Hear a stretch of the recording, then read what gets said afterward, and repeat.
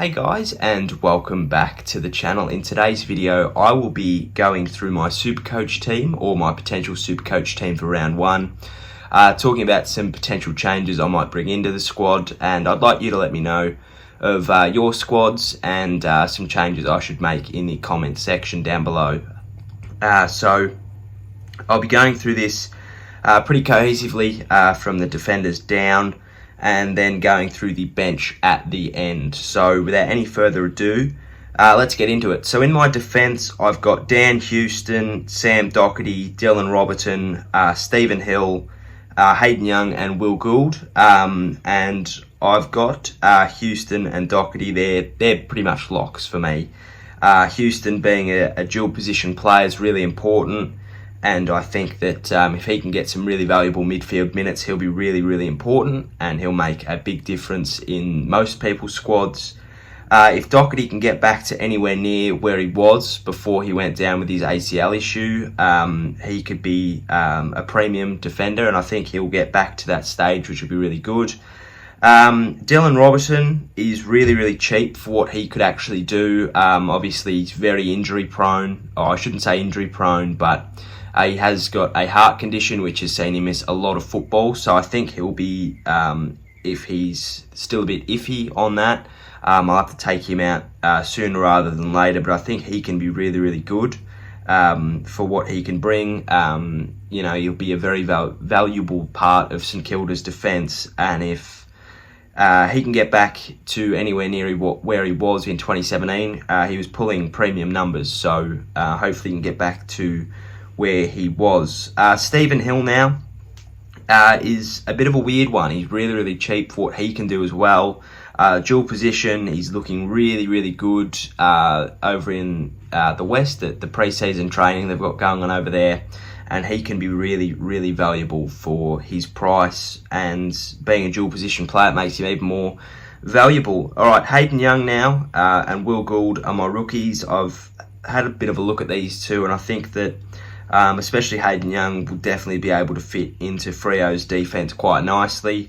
And Gould, well, if last Saturday's performance is anything to go by, I think he'll be sticking around in the Sydney Guernsey for a bit longer.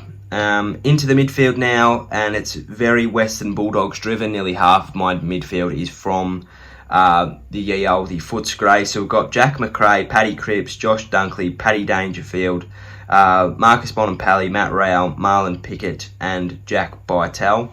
McRae and Dunkley, they've got a very, very high ceiling on what they can do. They're very important players to the Doggies midfield, and if they can both stick and hold inside roles in that midfield, they'll be really valuable, and they can bring in really high points. Paddy Cripps is Paddy Cripps. He had an amazing year last year, and I think he can do better this year, and hopefully he can win a Brownlow as well. Paddy Dangerfield is a bit of a freak. He just can have an off game and still pull 100 points, so go figure. You can turn a game on its head, and if he can get going, well, the rest of the Cats can, and he can pull some really good numbers. Marcus Bonampally got me out of a few holes last year, and I think he'll be really good again this year. He has the ability to turn a game on its head, much like Dangerfield, and he's got the ability to, have less impactful games than, McRae or Dunkley, but can still pull really good numbers as well. On to my rookies now, Matt Rowell, Marlon Pickett and Jack Bytel. Rowell is the number one draft pick, and if he can do anything similar to what Sam Walsh did last year, he'll have a really good season. He played quite well in their Marsh Cup game last week, so hopefully he can do similar throughout the year. Marlon Pickett, we all know his story. Hopefully he can continue his role that he's on, I guess, and play quite an extensive and long part in Richmond's midfield. Jack Bytel, I'm not completely sold on. He'll definitely be taken out for anyone really. I think he'll get a couple of games, but it won't be as they won't be as much as to keep him definitely not on the playing 22. But I think he'll find his way onto the bench, unfortunately for him. Now on to the stars of the show, Brodie Grundy and Max Gawn. I think that both of these two are pretty much locks, especially Grundy. He can be I think he is probably the most valuable player in the competition, especially in the ruck. There's nobody that gets really close to him, especially with what he can do around the ground. He can have 20 disposals and absolutely have a monster day in the ruck, and that's unnatural. No, it's not unnatural, but it's unheard of from a ruckman to be able to do that. Max Gawn.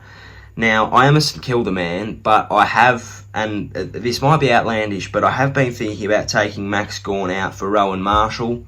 He had a monster second half of the year last year, and he really proved that he was very vital. I think he had the most Supercoach points of any player in the competition after the bye rounds last year, so he could be really important.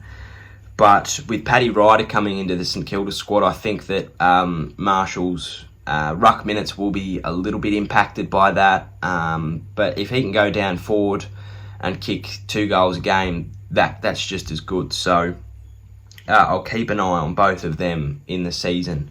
Onto the forward line now, and it's a little bit iffy. It's a bit shaky, I think. So I've got Lockie Whitfield, Dustin Martin, Darcy McPherson, Jack Stephen, Nakia Cockatoo, and Max King. They are my starting forwards. So Whitfield is a lock. He can be one of the best players in the competition if he's on. He had a few injury concerns last year, but if he can get anywhere near his best, he can turn a Supercoach round and also a game on its head. Dustin Martin, enough said. I think he's very important in a lot of Supercoach squads. Darcy McPherson, I'm not sure on him yet. He had a really good game against the Cats in their Marsh Cup game, and he was pretty good all of last season. Hopefully he can go to another level this year and prove he's $443,000 worth on Supercoach. The price is also a bit steep, but I don't particularly watch a lot of Gold Coast games. Jack Stephen, if he can get anywhere near what he was like at St Kilda, he'll be really good. $361,000 for a dual position player is very, very. It's almost a bit of a bargain, but if he doesn't perform well, that's a bit unfortunate for him. With Joel Selwood being under a bit of an injury cloud for round 1, I think he'll be very important and could possibly slot into their midfield for the starting couple of rounds. But if Joel Selwood's good, well, I hope that he can just stay in the forward line and get some really good games under his belt, both time and stats wise. Nakia Cockatoo is very cheap for what he can be. If he can have a few good games in a row and really build his confidence like what he did in his first couple of seasons, he could be really, really important as well. He's looking really good at the Cats pre-season training, but that's not really tested until round 1. And Max King as well, he's looking really good, and if he can do anything like what he's been touted to do, he could be a real monster in the Supercoach ranks. So that's my starting 22. Let me know if you agree or disagree or what have you in the comment section down below. And I'll move on to the bench now. So in the defence, I've got Starcevic and Jez McLennan from Brisbane and Gold Coast. McLennan played quite well against the Cats last week. I haven't seen much of Starcevic, but I think he got a few games towards the middle and back end of the season last year. So they could both be really important, especially for Gould. I think McLennan's he'll get a fair few games for the Suns this year. In the midfield, I've got Tom Green, Sam Simpson, and Harley Bennell. Tom Green played quite well against the Swans last week. I think he got 21 disposals and a couple of goals. So he'll be really, really good if he can get some games under his belt. Simpson won Geelong's VFL Best and Fairest last year, so hopefully he can get a good run in the midfield as well. And if Harley Bennell can get his body and all of that under control and slot into Melbourne's midfield quite nicely, then he could pay dividends on the bench there for me. Jordan Sweet is my emergency in the ruck, or he's on the bench, but he will be my emergency in the ruck. He was very close to an AFL debut last year, so hopefully he can get one this year. and play quite well for the Dogs. He could pay dividends if Gawn or Grundy's unfortunately to go down. Him or Marshall, bloody Rowan Marshall, I love him.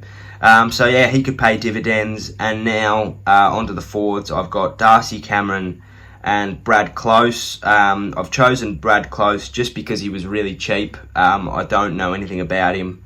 I think he's just come off the VFL list. I don't even know that much. So he was sort of just there because he's there. But Darcy Cameron, I'm really putting a bit of faith in. He played really, really well against the Tigers in their Marsh Cup game last week.